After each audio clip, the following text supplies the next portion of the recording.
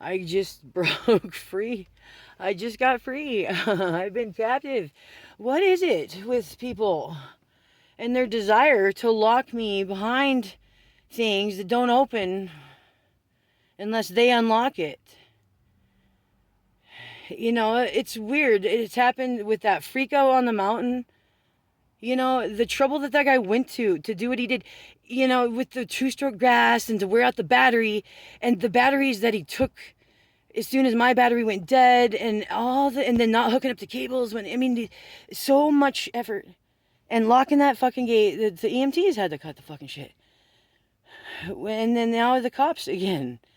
It happened again. I lost Dutch. So this is my tribute to Dutch, my dog, who's the best fucking dog in the world. She's brilliant and just amazing, and I lost her to this fucking shit. You know, she came along for the ride and she rolled with me the whole time, man. Dutch is fucking, she's a ride or die bitch. But they spayed her. They said she found a good home. The people that had been calling around looking specifically for golden retriever. And she was in Seattle. So at least, you know, that's happened. But this is it. So in Idaho, I went into Idaho, my stupid Idaho, stupid love of Idaho, and fucking to see a piece of shit friend who, you know, as soon as I got there, plans changed, and now we weren't having dinner, and now I wasn't hanging out, and I stopped after I left his house, you know, when I was supposed to be hanging out there that evening, to go to the post office, and we're talking like 7 o'clock at night. And I had been to Richland, or Kennewick, I think it was. I got some weed there.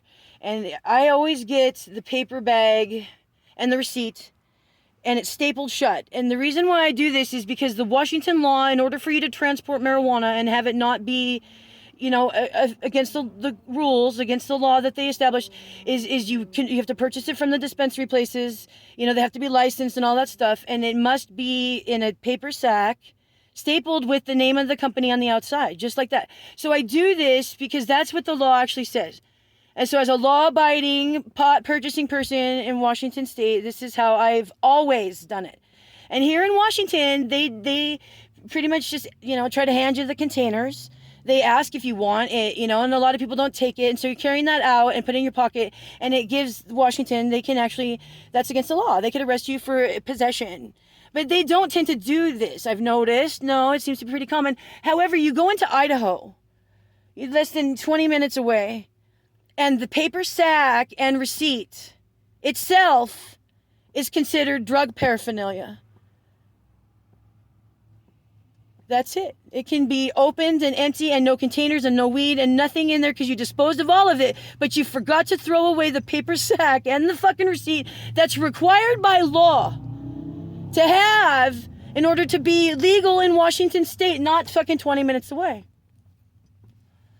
And that gives them grounds to rip your shit apart and stick you in jail. And you wait 2 weeks in Idaho to see a judge, and you got preliminary hearing or probable cause bullshit. And even if you want a bond, unless you got somebody willing to post it for you and pay them back, they rarely bond out people. And the bonds, even at fucking, it was $20,000 bond, guys. So, just to what? So that happened. Oh, that was the post office. 4 of them fucking pull up. And they were there, I know already, because I rubbed Dutch's stomach. She had a stomachache in the post office. We went in, I mailed my shit. And she lay down on the ground, and I started petting her belly, and she burps, okay? She has a belly aches thing. And so I was rubbing her belly for like a minute, maybe. And I get in the car, and I barely turn it on, and there they are with their flashlights shining through the window. And they're like going, blah, talking about me being a homeless person living in the fucking post office. I go, what the fuck are you talking about? And I had a roll of stamps in my pocket, which rolls of stamps cost $80 a piece, okay? I have 2 of them in my car. You think I went and stole those from the U.S. Postal Service? I'm a mail stamp thief master. $200 in mailing supplies. I mean, I mail shit all the fucking time. It's part of my thing, my job. Is massive amounts of mailings. And here I am at the post office, and not even a weird time. And I'm all of a sudden a homeless person. Give them the right. And that's what fucked me. They saw that. They tore it apart. There was one empty container of OG Chem, which is a great fucking strain, by the way. Fat Panda, I love you. Frost Factory is my favorite. Cenex is the ultimate, and I can never find it, you guys. I can never find it in pre-rolls. But anyways, Lucky Leaf carries it sometimes, but you've been out of it. Get back on your Cenex, Cenex, Fat Panda. Anyways, fuck, that's what, so yeah. And I just got out. I got lucky because I had a bunch of borax in my car that I was using for flux with my mining shit that none of you give a fuck about, but and these dumb motherfuckers thought it was like a massive amount of methamphetamines and wanted to get me for trafficking. And I'm going, take it, bitch. I go, I am trafficking that substance right there. I said, that stuff, what's in that bag, I am trafficking the hell out of that shit right now. I'm going to jail anyways, you know? I'm going to jail. There's 5 of them actually total going through my shit. And the guy's like, you're awfully tense, mister. I'm going, there's 25 cops going through my shit. And you motherfuckers are talking about a paper bag of nothing. And you fucking think, I'm telling you, like I said, no, dude, this is pretty fucking, I think this is pretty calm for what the fuck's going down here. You know, I go, do you feel good about yourself? And I started like, I was remembering this on the way home. So fucking sarcastic to them. And, you know, the guy comes out with my corporate checks, you know, that I just got for my COVID-19 energy assistance relief. If people hit Facebook me if you need help catching up at Vista, too, by the way. I have some mutual funds that I have generating. It's a non-profit bullshit that I did for other reasons, but there's some money I could pay towards things like a Vista and city utilities if people are behind. By the way, message if you have that problem. But anyways, they saw those corporate checks and they were like going, well, why would you have this in the, and I'm like, do you operate a nonprofit? Do you even know what the fuck, and he's like, no. And I go, so why are you even speculating? Why are you even speculating what the fuck that might possibly be about when you don't even understand? And he's like, well, what do you do? And I go, I'm not going to bother telling you because you wouldn't even get it. I go, you didn't even understand what the fuck those checks are or any of this stuff. And I'm not going to waste my time even explaining it to you. I'm like, I go, just shut the fuck up. I go, I was just like, you're kids. You're fucking kids. But the point of this was a great turning deal in the whole deal because before I would lose it and the blood was involved and things got fucked up. So now, when the cops see me, they just fuck me up. When I have an interaction with the cops, I'm going to get fucked up. And I won't do a thing. That's the best part. I won't be doing a thing. They will say, stop resisting, as 5 of them drag me out, and I ain't moving a muscle. You know, and they're fucking me up, and my shoulder's already been broken, as you all should know, but probably don't, because I did a video when that happened. It's live. When those cops fucked me up. You know, I have a video live on Facebook of cops fucking me up. And every time I have any interaction with a cop, they fuck me up. And they say those words the whole time. I never have a weapon. I've never had the drugs on me, in me, anywhere. You know, and I get fucked up. So bad, my right arm is permanently disabled. I only have a 40% use of my right arm. That's why I cut my hair. You guys, I used to have long hair and I had to cut it because I can't comb it anymore. Like it's too thick and there's too much and it would get matted and it was really depressing. Because my arm every day, you know, I'm fucked up and I can't even keep my hair because the cops fucked me up. You know? And it's because one time when I got arrested, I had a trigger experience and I fucking lost it and it was a bloody mess. And so that's all it took, you know, and sometimes the older ones seem to know that that's going down, but these kids didn't. But that's what was great was it turned into this chastising instead of a violent outcry of blood. And it was, at least I was able to restrain myself. They still fucked me up. You know, until the morning crew comes in. Because that's another thing I learned. Is through all of this shit. You know, because I've been in this system and I've gone through these jails and everything else. The people that know what the fuck, the big picture of the whole deal, where it's not just the bits and pieces of the bullshit that the prosecutors are spitting out. Well, the drug charges, you was smoking weed. You know, look, and 20 years ago, she grew it too. And they put it out there like, they're trying to throw habitual offender at me. With these charges. And they want it. And you know why?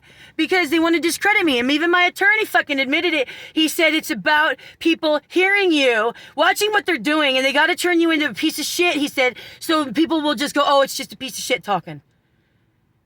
He said that's what it's about. They want me locked down with possession and drugs and the treatments so they can skew and spew all the bullshit that's going on and think that people won't listen anymore, because people sometimes listen. Very rarely, but sometimes people listen. Enough that this is their thing. And my point is they need to just stop it. Okay? They fucked up. End of fucking story. And even the IRS had to stop their bullshit and pretend to be the warm and fuzzy IRS while they were still fucking people in the ass. Eventually you have to pull it out into public that you screwed up, public defenders, and this is the time to do it. Because that's where we're fucking at. This is getting absolutely ridiculous. The prosecutors, the defenders, all of it. It's a game played, skewed to make people look like things. That's bullshit.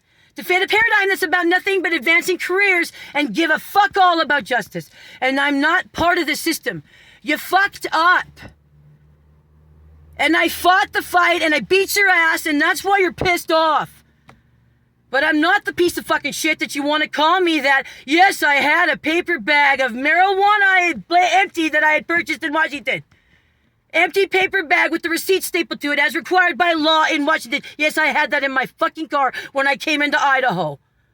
That doesn't make me a drug-addicted piece of shit who deserves to be beat the fuck up by the cops and have lost 60% use of her arm simply by sitting in the truck and refusing to go along with their bullshit. Telling them, nope. You fucked up already because they kept doing it and doing it and doing it. And the fourth time, I didn't get out of the truck. And the fourth time, my arm got so severely broken, I had a shoulder replacement. And was held 8 months in jail because of COVID. And on top of it, for driving without an Idaho license in Idaho, which the charges got dismissed after 8 months. And a broken shoulder. That's how it's gone down. So that's what's it. And here it is. I got away. And so I have a plan. So I'm implementing it probably next Sunday, because I want to make sure I have my dog someplace safe and my car someplace safe, because I have to go to them. I'm going to have to go to them and turn myself in for a warrant because I was supposed to sign up for drug testing and I wasn't able to in the 24-hour period. I just now got the car back and I had no way to get there. I was in Davenport. And I couldn't sign up. So I've been in touch with my attorney, but they'll drop a warrant. And so anyways, I'm going to just take it to them. And tell them basically the same thing. If you're going to judge me and judge me this and have this go on, then there's the talk about what the fuck it is.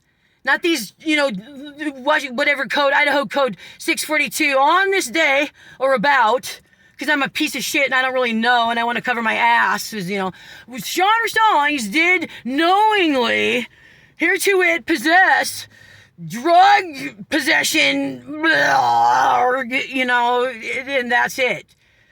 And that's all just put into the record. That's what we're here for. Well, I need another day off, Your Honor, because I'm the public defender and I got a colonoscopy because I'm a fat, lazy motherfucker. I wear my threadbare suit, though. You notice that? Those public defenders, those hard-working little public defenders, they're costume and they're piece of shit fucking suits. And the prosecutors, they're, the well-paid, fuckers. And it's all bullshit. They dress like that. I bet you the public defenders are the bigger pigs anyways. I still sometimes wonder that. But anyways, it's a bunch of fucking shit. And so that's what's going to happen, and that's what's going on. And fuck you all if none of you even noticed I was missing. It's been almost a month.